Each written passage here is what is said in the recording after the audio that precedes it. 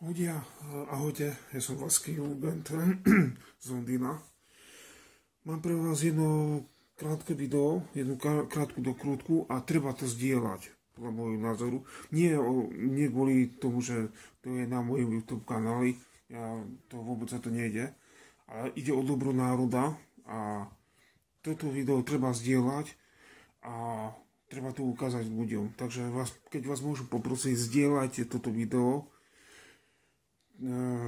na Facebooku alebo na všetkých sociálnych sieťach a je to veľmi dobré video podľa môjho názoru a však uvidíte sami. Takže nech sa páči, keď máte otázky, tak sa môžete teraz prihlásiť. Tu je jedna otázka vpredu. Ešte niekto je, kto by sa v tomto bloku chcel spýtať? Áno, čiže... Dobrý večer, prajem. Ja by som sa chcel opýtať, akým právom tu niekto, kto tu 25 rokov vládne, rozkradol komplet celú túto krajinu, označuje niekoho za fašistu. Akým právom? Poznám osobne veľmi veľa slušných Rómov alebo cigáňov, ako kto chce. Sú to veľmi dobrí ľudia, som s nimi kamarát. Nikdy im nevadili moje sympatie v ľudovej strane naše Slovensko. Poznám veľmi veľa Maďarov, s ktorými som bol na vojne. Dodneska s nimi komunikujem, od roku 99, je rok 2000. Vy vravíte o fašistoch. Ak sa dobre pamätám, tak fašisti posielali slovenské vojská na ruskú hranicu. Ja sa pýtam, keď dneska Robert Fico pošle 150 našich vojakov provokovať na ruskú hranicu, má tu ešte niekto právo niekomu nadávať do fašistov? 25 rokov vládnu štandardné politické strany.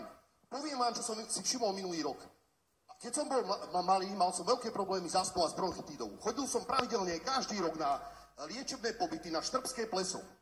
Na Štrbskom plese osobne si pamätám liečebný dom Solisko pre deti, Hviezdoslav liečebný dom, takisto pre deti, a Helios, z ktorého sú dneska ruiny a JNT to ide akože zachraňovať nejakým novým hotelom.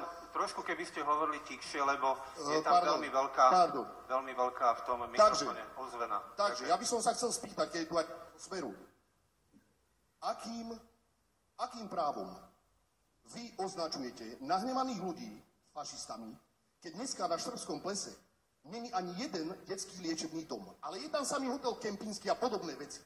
Akým právom? Vy ste nielen nám zničili život, nielen nám, čo máme 35 a viac, alebo do 35, vy už ničíte život našim deťom.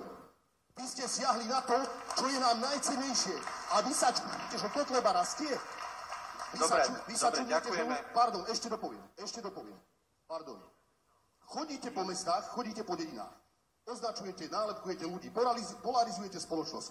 Vy, keby ste chodili po tých dedinách, po Gemery, alebo po Horehoni, tak veľmi dobre viete, že s Kotlebovcami sympatizujú aj slušní cigáni, ale aj iné menšiny.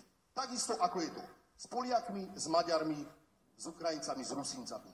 Vy nechodíte medzi ľudí, ste otrhnutí od reality, sedíte v kaviarniach a v kanceláriách v Bratislave, viete, vám je šupa fuk, čo sa deje na Čiernom Balogu. Vás to nezaujíma. Pre vás je to kraj, kde sa už nedá kradnúť. A to je všetko. Dobre. Tak tu neoznačujte ľudí za fašistov, za to, že majú iný názor ako vy. Ďakujeme za Vyprosil si to. otázku. Môj starý otec bojoval v 2. partizánskom zbore, v 2. svetovej vojne. Prešiel Ešte Taliansko a dostanete Frontu po priestor, Krym a žiadny len to nie je diskusia, kde len jeden človek. Poprosím nadávať vás, pro fašistov. tá otázka už tu zaznela. Otázka je, Akým právom označujete za fašistov? To je vaša otázka, ďakujem. A ešte jedna. Ešte Čo jedna s tým otázka. chce urobiť strana SAS, keď už teraz pred voľbami za župana kolaboruje so Jedna Smerom? otázka bola, pane. Ešte bol tu druhý človek. Ďakujem vám veľmi pekne. Dobre, ďakujem. Ešte tu bol potom ďalší človek, ak sa nemýlim.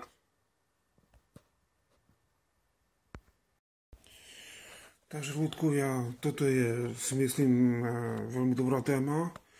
Ten človek ako keby rozprával moje myšlienky a za tým, čo on povedal, si za to uznávam, pretože povedal de facto to, čo si myslím aj ja. A toto video treba zdieľať. Zdieľajte toto video, prosím vás, na všetkých možných sociálnych sieťach, keď vás môžem poprosiť. Nejde tu o mňa alebo o môj kanál, na to sa môžem vykašľať. Ide tu o to, aby toto video videlo čo najviac ľudí a aby sa ľudia prestali báť. Aby sa ľudia prestali báť povedať svoj názor politikom.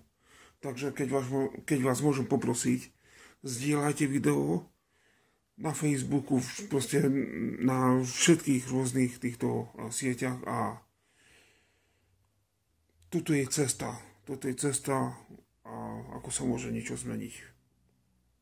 Pozdravujem vás z Londýna a tešte sa na nové videá. Ahojte.